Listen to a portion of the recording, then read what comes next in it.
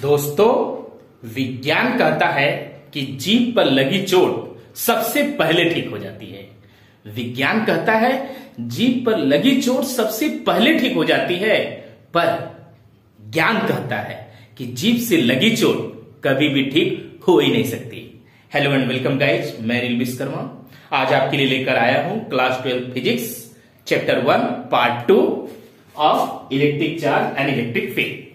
Friends, आप जान रहे हैं कि चैप्टर 1 पार्ट 1 में मैंने आप लोग को what is the meaning of electrostatic, what is current electricity, what is electric charge, मैंने उसको डिफाइन किया, आपको उसको समझाया। उसके बाद चैप्टर 1 के कुछ जो टॉपिक थे, जो मेन टॉपिक थे, उसमें electronic theory of origin of charge आपने जाना समझा। उसके बाद आपने सीखा what is quantisation of charge, what is conservation of charge.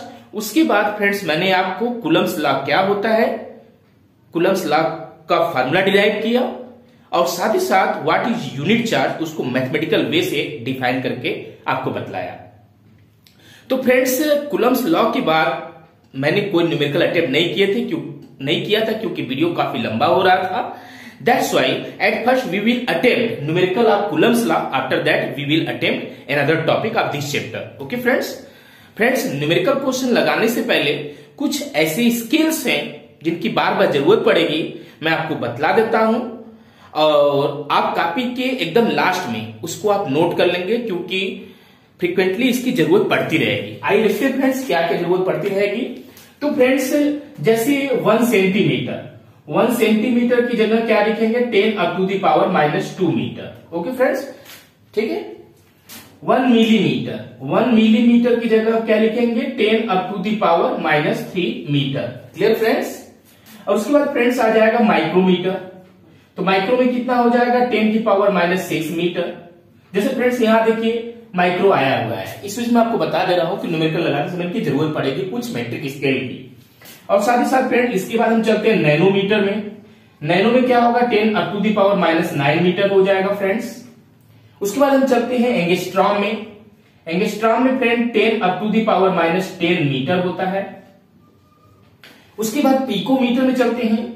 Picometre में friend 10 up to the power -12 metre होता है। तो फ्रेंड ये कुछ ऐसी स्केल्स हैं जिनकी बार बार फिजिक्स के न्यूमेरिकल लगाते समय जरूरत पड़ेगी। आप इनको कॉपी के एकदम लास्ट में नोट कर लेंगे ताकि जब जरूरत पड़े तो आप एक बार खोलकर उसको देख सके।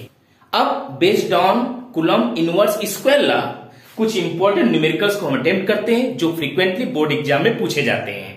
तो आइए फ्रेंड्स देखते हैं। ओके फ्रेंड्स, देखिए फ्रेंड्स, ये जो मैंने स्केल आपको बताया, ये स्केल काफी कारगर है न्यूमेरिकल लगाते समय, इनको आप हमेशा अपने माइंड में रखेंगे। आइए देखते हैं किस तरह से सॉल्व किया जाएगा। सबसे पहले हम अटेम्प्ट करते हैं न्यूमेरिकल क्वेश्चन 1।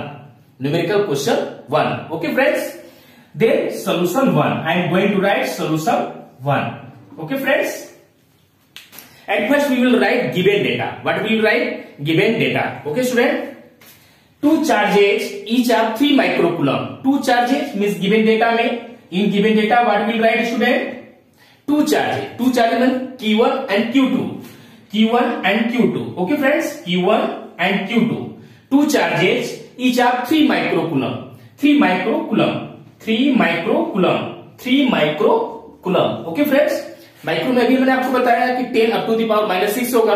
तो फ्रेंड्स इसको हम चेंज कर देंगे और ये हो जाएगा 3, और माइक्रो की जगह हो जाएगा 10 up to the power -6 coulomb. Okay friends, any doubt? उसी तरह से हमारा जो Q2 होगा इसकी वैल्यू भी कितनी आएगी friends, 3 into 10 up to the power -6 coulomb. Clear friends? उसके बाद देखिए फ्रेंड्स हम आगे बढ़ते हैं। 3 माइक्रो कूलम तो हमारा हो गया, चार्जेस की वैल्यू हो गई। और उसके बाद दिया गया 0.1 मीटर अपार्ट, मतलब डिस्टेंस दिया गया है कितना, 0.15 मीटर। ऑलरेडी मीटर में दिया है, सेंटीमीटर में दिया होता तो उसको आप चेंज कर लेते है ना, लेकिन ऑलरेडी मीटर में दिया है, no problem. From each other, मतलब 2 चार्जेज हैं Q1 और Q2 जो एक दूसरे से 0.15 मीटर की दूरी पर स्थित है। आपने कूलम्ब्स इनवर्स स्क्वायर लॉ में भी ये देखा था, 2 चार्जेस थे Q1 और Q2 जिनके बीच की डिस्टेंस क्या थी, R थी, और उनके बीच में अट्रैक्शन या रिपल्सन फोर्स F काम कर रहा था। वही चीज फ्रेंड्स यहां पर देखिए न्यूमेरिकल फॉर्म में देख रहे हैं। तो calculate the Coulomb's force, force की कैलकुलेशन करना है, अर्थात हमको F की वैल्यू यहां पे क्या करनी है फ्रेंड, फाइंड आउट करना है।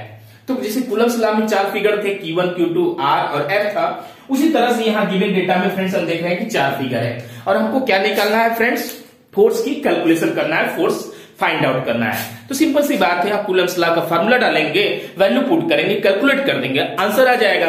तो फ्रेंड्स आप क्या बोलेंगे, बाय कूलम्स लॉ, आप फार्मूला लिखेंगे by Coulomb's law, Coulomb's law friend formula लिखेंगे। What is the formula friends, F equal to, कल मैंने आपको बताया था friend, 9 into 10 up to the power 9 Q1 Q2 upon R square. Clear friends. तो आपको क्या करना है फ्रेंड्स, ये जो वैल्यू आपकी गिवन डेटा है, इनको ले आकर के इसमें पुट कर देना है, कैलकुलेट कर देना, आंसर आ जाएगा। आइए देखते हैं, आगे इसको बढ़ाते हैं, समझते हैं। तो ये क्या हो जाएगा friends, F equal to 9 into 10 up to the power 9 और Q1 की वैल्यू दी गई है कितना friend, 3 into 10 up to the power -6। दूसरे Q2 की वैल्यू भी उतना ही दिया गया है, तो हम क्या करेंगे, 3 into 10 up to the power -6 coulomb कर देंगे। उसके बाद फ्रेंड्स क्या दिया है, R स्क्वायर, R मतलब डिस्टेंस का स्क्वायर, और डिस्टेंस हमारा 0.15 है, स्क्वायर है तो इसको हम 2 बार मल्टीप्लाई कर देंगे और ये हो जाएगा 0.15 इंटू 0.15। Clear friends. तो इस तरह से वैल्यू रख करके इसको आगे कैलकुलेट करते हैं और आंसर निकालते हैं।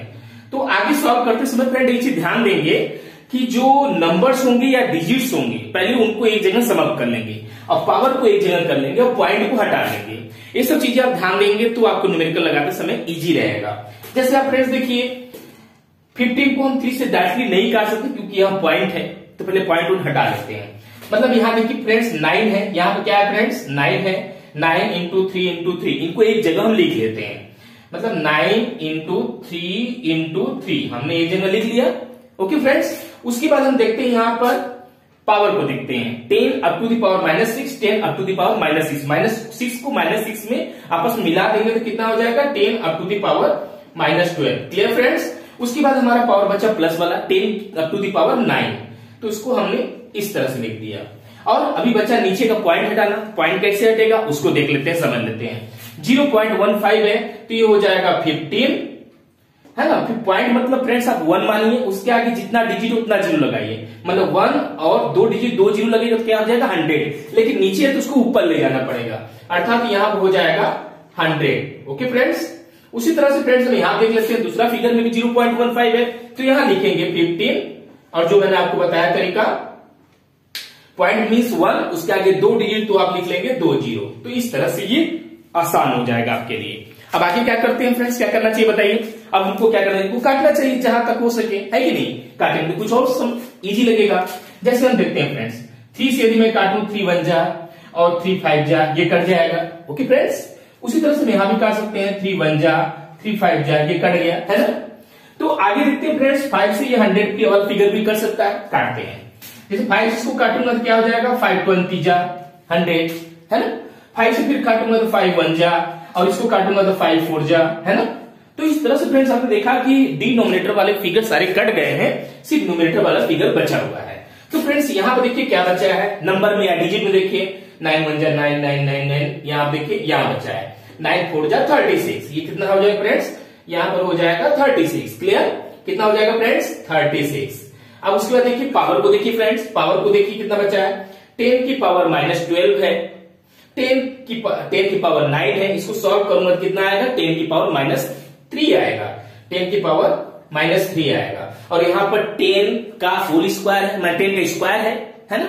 10 का स्क्वायर मतलब 10 इंटू 10 है, तो ये 10 की पावर 2 हो जाएगी। Okay friends. तो 9 4 जा 36 हमने कर लिया, नीचे कुछ बचा ही नहीं है, तो इसको हम आगे सॉल्व करते हैं फ्रेंड्स। तो कितना हो जाएगा, 36 into 10 up to the power -1, मतलब 1/10, कितना हो जाएगा फ्रेंड्स 1/10, 1/10 करेंगे, अर्थात ये हो जाएगा फ्रेंड 36 इंटू 1/10। अब 10 से इसमें डिवाइड करेंगे तो आंसर कितना आ जाएगा, 3.6 न्यूटन। ये हमारा आंसर हो गया। Clear friends.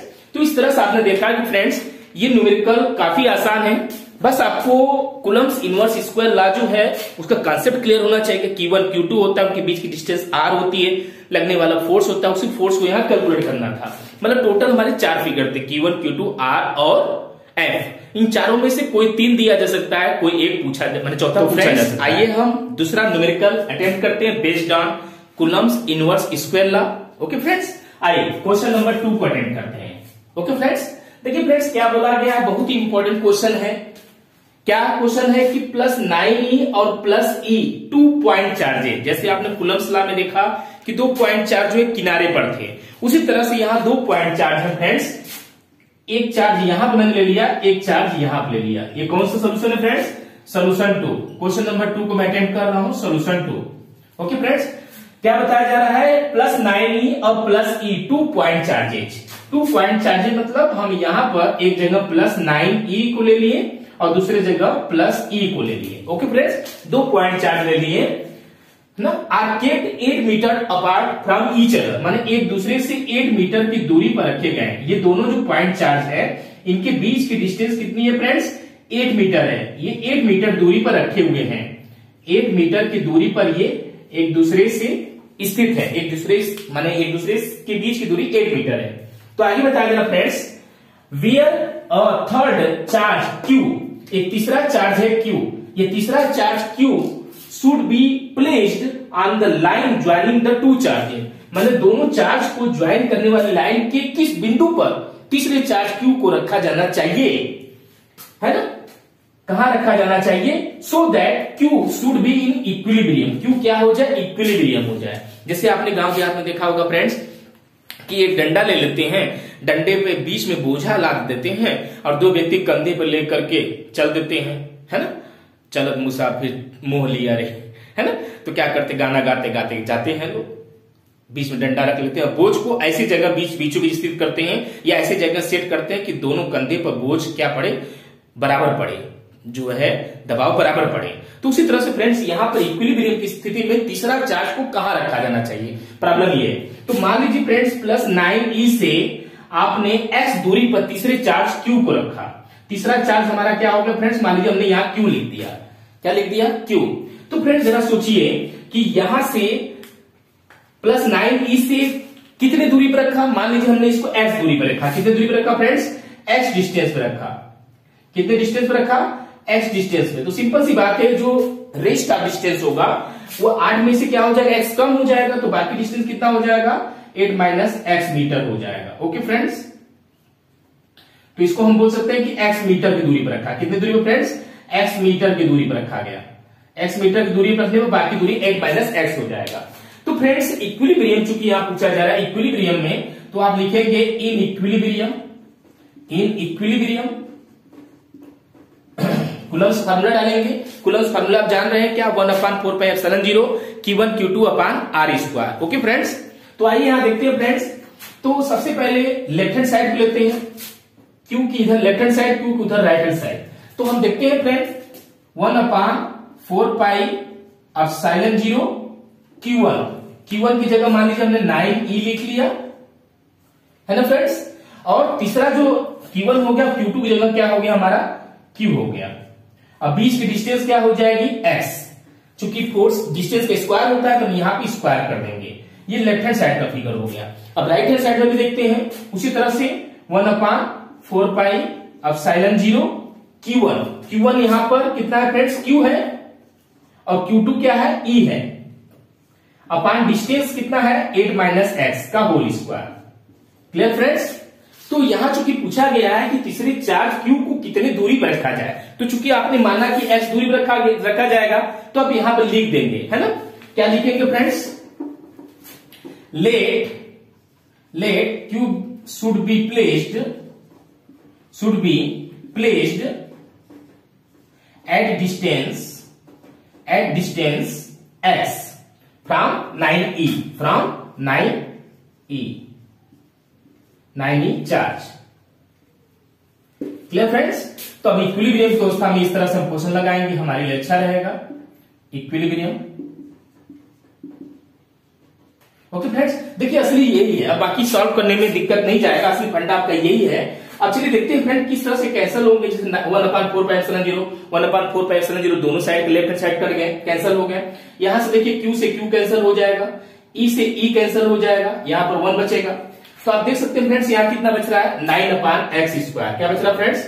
9/x²। और यहां कितना बच रहा है देखिए फ्रेंड्स 1/8 माइनस x का होल स्क्वायर। ओके फ्रेंड्स, तो ये होल स्क्वायर तो 1 का भी होल स्क्वायर हम समझ सकते हैं, क्योंकि 1 का होल स्क्वायर भी करेंगे तो 1 1 जा 1 ही रहता है। तो फ्रेंड्स इसको यदि मैं आगे चेंज करूं तो ये भी 3 का स्क्वायर है, ये x का स्क्वायर है, इसको मैं 3/x का होल स्क्वायर कर सकता हूं। उसी तरह से यहां पर ये 1/8 माइनस x का क्या है होल स्क्वायर हो गया। तो फिर स्क्वायर से स्क्वायर दोनों साइड का हमारा कैंसिल हो जाएगा, कैंसिल हो जाएगा तो हमारे पास फिगर यही बचेगा। तो आइए इधर देख लेते हैं फ्रेंड्स, हमारे पास बचेगा कितना 3/x is equal to 1/8 minus x।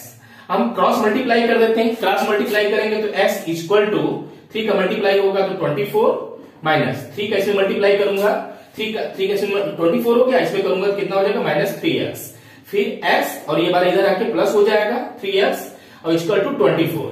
अर्थात फ्रेंड्स ये हो जाएगा 4x इक्वल टू 24। x की वैल्यू कितनी आ जाएगी 6 में, 4 से डिवाइड हो जाएगा, ये आ जाएगा 6 मीटर। कहने का मतलब फ्रेंड्स ये है कि s की दूरी अपने को पता चल गई 6 मीटर। अर्थात तीसरा जो चार्ज q है उसको 9e चार्ज से 6 मीटर की दूरी पर जब आप रखेंगे तो इक्विलिब्रियम की अवस्था होगी, दोनों साइड लगने वाला फोर्स का मान क्या पाया जाएगा इक्वल पाया जाएगा। Clear friends?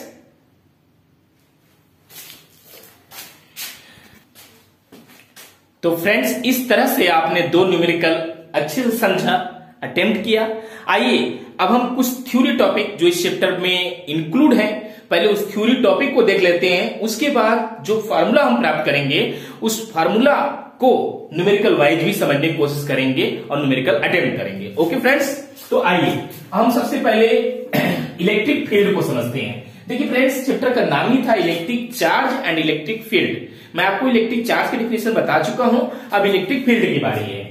और इलेक्ट्रिक फील्ड के साथ साथ हम जानेंगे इंटेंसिटी ऑफ इलेक्ट्रिक फील्ड क्या होता है, उसको भी हम देखेंगे समझेंगे। बहुत ही आसान टॉपिक है, इस पे भी न्यूमेरिकल लगाए जाते हैं फ्रेंड्स। ओके, हम यहाँ दो फार्मूला प्राप्त करेंगे।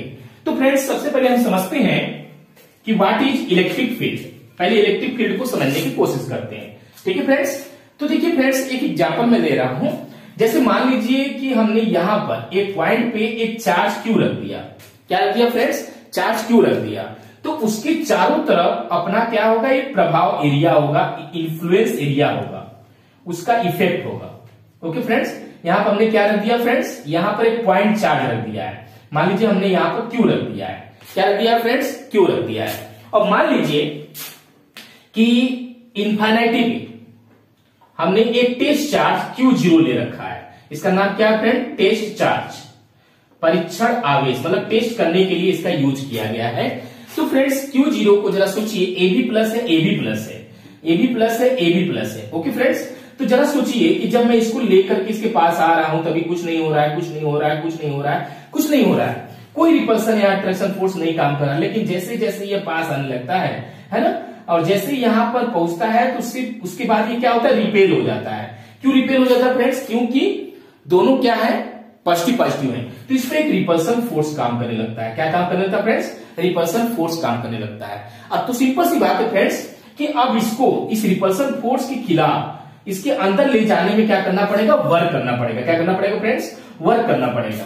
तो देखिए फ्रेंड्स आपने देखा होगा, सामान्य सी बात है कि जैसे मान लीजिए ये हमने टेस्टर क्या कहते हैं, कोई करंट वायर ले लिया जिसमें करंट सप्लाई हो रही है और एक तरफ से हम टेस्टर लेकर के इसके पास में आ रहे हैं। ठीक है फ्रेंड्स, तो तरह सोचिए अभी कुछ नहीं हो रहा है, कुछ नहीं हो रहा है, कुछ नहीं हो रहा है, कुछ नहीं हो रहा है, लेकिन जैसे ये अबाउट टू टच होता है, टच नहीं किया रहता है, अबाउट टू टच होता है ना, देखते हैं टेस्टर का जो पीछे का जो बल्ब है वो जल उठता है। इससे पता ये चलता है कि जो वायर था जिसमें करंट सप्लाई हो रही थी उसके चारों तरफ उसका एक इन्फ्लुएंस एरिया था, है ना, एक इलेक्ट्रिक फील्ड था।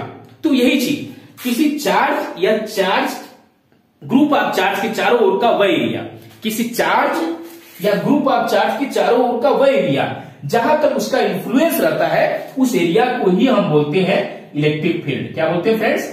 इलेक्ट्रिक फील्ड बोलते हैं। यही हमारा है इलेक्ट्रिक फील्ड।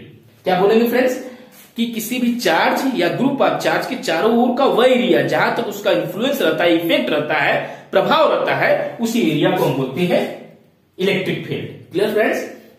उसके बाद आपने देखा कि जैसे ही हम एक टेस्ट चार्ज को इसके पास ले आ रहे हैं तो क्या कर रहा है, इसके ऊपर तुरंत एक रिपल्सन फोर्स काम करने लग रहा है। क्या काम कर रहा है? रिपल्सन फोर्स काम करने लग रहा है। तो फ्रेंड्स ये जानिएगा कि लगने वाले फोर्स और टेस्ट चार्ज के रेशियो को, लगने वाले फोर्स और टेस्ट चार्ज के रेशियो को इंटेंसिटी ऑफ इलेक्ट्रिक फील्ड कहते हैं, जिसको वेक्टर ई से दर्शाया जाता है। ये हमारा क्या है friends? Intensity of electric field, intensity of electric field मतलब जब इन्फिनिटी से एक टेस्ट चार्ज को इलेक्ट्रिक फील्ड के भीतर किसी एक पॉइंट तक आप ले आ रहे थे, तो ले आने पर इस पर लगने वाला जो फोर्स था F, लगने वाला फोर्स और टेस्ट चार्ज के रेशियो को हम इंटेंसिटी ऑफ इलेक्ट्रिक फील्ड बोलते हैं। उसके बाद फ्रेंड्स हम जानते हैं कि वेक्टर ई का यूनिट क्या होगा, डायमेंशनल फार्मूला क्या होगा। तो फ्रेंड्स ये भी हमारा एक फार्मूला होगा, इसको याद कर लेंगे। Vector E equal to vector F upon Q zero या E equal to F upon Q zero भी आप इसको याद कर सकते हैं। तो चलिए हम देखते हैं, यूनिट देखते हैं, यूनिट ऑफ वेक्टर ई देखते हैं, यूनिट ऑफ वेक्टर ई। तो फ्रेंड्स फोर्स का जो यूनिट होगा वह क्या होगा? न्यूटन होगा। क्या होगा फ्रेंड्स? न्यूटन होगा। और चार्ज का मैं आपको बता चुका हूं कूलम, न्यूटन पर कूलम। इसको आप इस तरह से भी लिख सकते हैं।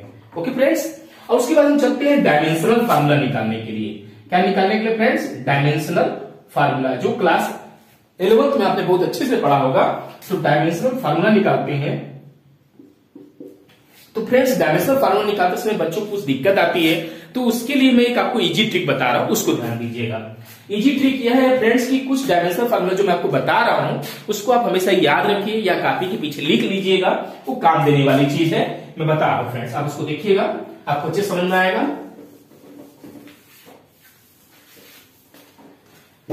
देखिए फ्रेंड्स, आप स्पीड है ना, स्पीड या वेलोसिटी का डायमेंशनल फार्मूला याद रखिए। स्पीड या वेलोसिटी का डायमेंशनल फार्मूला क्या होता है? L T up to the power -1। और एक्सीलरेशन जो होता है, एक्सीलरेशन कोई भी हो, उसका जो होगा dimensional formula L T up to the power -2। इसको आप याद रखेंगे। ठीक है फ्रेंड्स, ये एक पेयर है, इसको याद रखेंगे। और मैं यहां लिख दे रहा हूं, फोर्स का याद रखेंगे फ्रेंड्स। फोर्स का क्या होगा? M L T up to the power -2। और वर्क या एनर्जी का याद रखेंगे, वर्क या एनर्जी का, इसका होगा M L square T up to the power -2। और साथ ही साथ एक और याद रखेंगे जो इस यहां जरूरत पड़ेगी, चार्ज का याद रखेंगे, जिसका होता है एटी या टीए। क्या होता है फ्रेंड्स? टीए, MLTA, मतलब यहां पर एम एब्सेंट रहता है, एल नहीं पाया जाता है, टी और ए। टीए याद रखेंगे, एटी याद रखेंगे, बात एक ही है। ओके फ्रेंड्स, तो इतने से यदि 5 भी आप याद रखते हैं फ्रेंड्स, तो डायमेंशनल फार्मूला कहीं भी आपको क्लास 12 के पेजेस में कहीं भी दिक्कत नहीं जाने पाएगी। तो फ्रेंड्स आइए यहां पर देख लेते हैं। जैसे यहां फार्मूला में फोर्स आ रहा है, फोर्स का डायमेंशनल फार्मूला में लिख चुका हूं, ml t up to the power -2। तो यहां पर लिख देंगे क्या? ml t up to the power -2 लिख दिया। और साथ ही साथ फ्रेंड्स यहाँ Q आ गया, Q मतलब चार्ज आ गया। चार्ज को फ्रेंड्स स्मॉल q से और कैपिटल Q दोनों से ही लिखा जाता है, डोंट वरी फॉर दैट। तो Q क्या होगा फ्रेंड्स? 80 होगा। तो यहां मैंने मान लीजिए 80 लिख दिया। क्या लिख दिया फ्रेंड्स? 80 लिख दिया। तो इसको सॉल्व कर देते हैं, आगे देखते हैं क्या होगा इसका डायमेंशनल फार्मूला। तो फ्रेंड्स m इकलौता है, l इकलौता है, t की पावर -2 है, t की पावर 1 है, ऊपर जाके -1 होगा तो मिल जाएगा, t की पावर -3 हो जाएगा। a की पावर 1 है, ऊपर जाके -1 हो जाएगा। ओके फ्रेंड्स, तो इस तरह से आप इसको निकाल सकते हैं। तो आइए फ्रेंड्स, जो हमने ये फार्मूला प्राप्त किया vector E equal to vector F upon Q0, इस पे एक न्यूमेरिकल अटेम्प्ट कर लेते हैं। आइए देखते हैं। सबसे पहले इस फार्मूले का उपयोग करते हैं न्यूमेरिकल रूप में। जैसे फ्रेंड्स यहां मैंने क्वेश्चन नंबर 3 लिख रखा है, तो आइए इसको सॉल्व करते हैं। न्यूमेरिकल आंसर निकाल, मतलब न्यूमेरिकल को सॉल्व करते हैं, सोल्यूशन नंबर 3 लिखते हैं। Okay friends, solution number 3। ठीक है फ्रेंड्स, क्या बोला जा रहा है? व्हाट फोर्स मीन्स फोर्स की वैल्यू यहां पूछी जा रही है फ्रेंड्स। फोर्स की वैल्यू कितनी आएगी?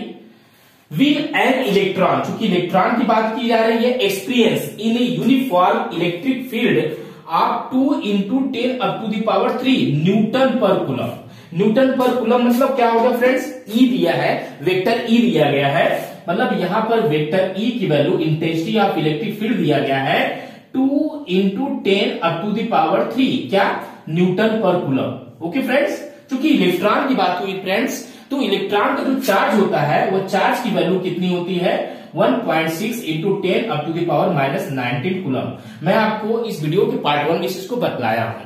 ठीक है फ्रेंड्स, तो हमारे पास अब लगाने के लिए कोई दिक्कत नहीं, क्योंकि यहाँ पर 3 फिगर है, तीनों में से 2 मालूम है, 1 नहीं मालूम है। तो सिंपल सी बात, हम ये फार्मूला लिखेंगे, क्या बोलेंगे, since vector E equal to vector F upon Q0, और हमको निकालना क्या है फ्रेंड्स, हमको F निकालना है। तो यहीं पर हम क्रॉस मल्टीप्लाई कर दें, वेक्टर F इक्वल टू क्या हो जाएगा, Q0 इंटू वेक्टर E, अर्थात Q0 की वैल्यू यहां दी गई है 1.6 into 10 up to the power minus 19, और E की वैल्यू दी गई है 2 into 10 up to the power 3। इसको सॉल्व कर दीजिए, मल्टीप्लाई कर दीजिए, आंसर आ जाएगा।